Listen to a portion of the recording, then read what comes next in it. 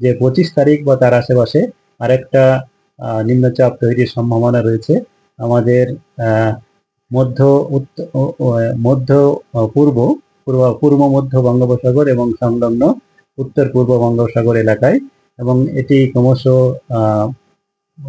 অগ্রসর হয়ে আমাদের উত্তর পশ্চিম এবং সংলগ্ন পশ্চিম মধ্য বঙ্গোপসাগরে আসবে 26 তারিখ নাগাদ, যেটি গভীর নিম্নচাপে পরিণত হওয়ার সম্ভাবনা থাকবে 26 তারিখ নাগাদ, এবং 27 তারিখ নাগাদ এটা উড়িষ্যা এবং অন্ধ্রপ্রদেশ উপকূল সংলগ্ন অঞ্চল দিয়ে অতিক্রম করার সম্ভাবনা আছে স্থলভাগ। এর প্রভাবের জন্য আমাদের মৎস্যজীবীদের জন্যও সতর্কতা আগামী 5 দিন পর্যন্তই থাকছে।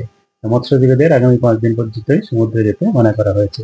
আর এই নিম্নচাপ এবং এখনকার যে নিম্নচাপ, এর প্রভাবে আগামী 2 দিনে তো আমি ভারী বৃষ্টিপাত বললাম, তাছাড়াও পরবর্তী নিম্নচাপের জন্য আমাদের পশ্চিমবঙ্গের সমস্ত জেলাতেই, দক্ষিণবঙ্গের সমস্ত জেলাতেই হালকা থেকে মাঝারি বৃষ্টিপাত হবে, এবং একটি জায়গায় উপকূল অঞ্চলে ভারী বৃষ্টিপাতের সম্ভাবনাও আপনার থাকছে।